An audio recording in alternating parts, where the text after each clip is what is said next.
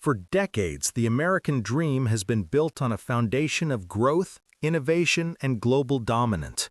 But beneath the surface of soaring stock markets and shiny new infrastructure lies a structural rot that most people ignore because it's too big to wrap their heads around. We aren't just borrowing for the future, we are consuming it.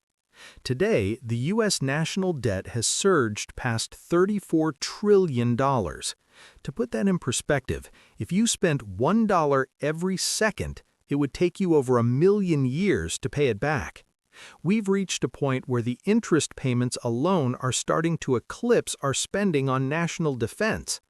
This isn't just a political talking point anymore. It is a mathematical reality that is quietly reshaping the American way of life. To understand how we got here, we have to look at the debt-to-GDP ratio. In a healthy economy, debt is a tool used for investment. You borrow money to build a bridge or fund a breakthrough, and the resulting economic growth pays off the loan. However, since the early 2000s, our debt has grown significantly faster than our economy. When the government spends more than it collects in taxes, it issues treasury bonds. For years, this was free money because interest rates were near zero, but the party ended when inflation spiked. Now the Federal Reserve has been forced to keep rates higher, meaning the cost to service our old debt has exploded. We are now borrowing money just to pay the interest on the money we already borrowed. This is the definition of a debt spiral. You might ask, if the debt is so high, why hasn't the system collapsed? The answer is simple: inflation. When a government cannot pay its bills through taxation, it effectively prints the difference. While this keeps the lights on in Washington, it devalues the currency in your pocket. This is why, despite strong economic reports, the average American feels like they're drowning. Your salary might go up by 3%, but if the cost of housing, groceries, and insurance goes up by 10% because of monetary expansion, you are getting poorer in real time. The national debt isn't just a number on a screen. It is a hidden tax that eats away at your purchasing power and your ability to save for retirement. The most uncomfortable part of this conversation involves the big three: Social Security, Medicare, and Medicaid.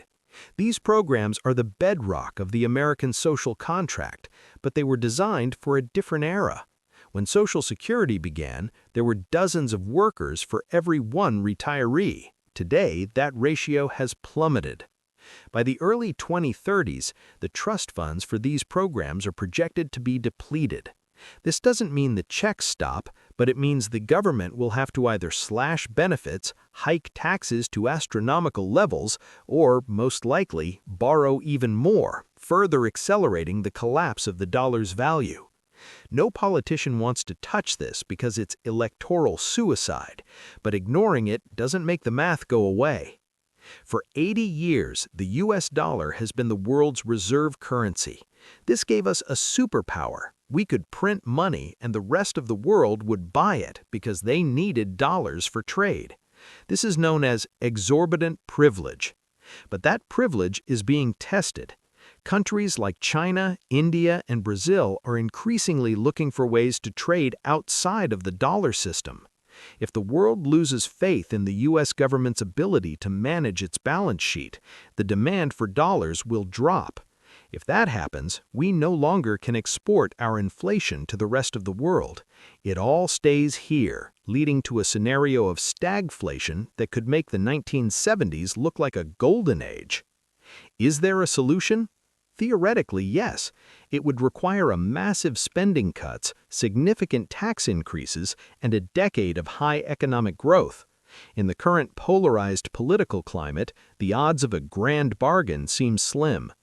Most likely, the quiet drowning will continue until a major catalyst forces a change. This could be a failed bond auction, a currency crisis, or a geopolitical shift. Until then, the burden continues to shift onto the younger generations. We are living in a house bought on a credit card, and the limit is fast approaching. The question is no longer if the bill will come due, but who will be left holding it when the music finally stops. Understanding this reality is the first step in protecting your own financial future in an increasingly unstable system.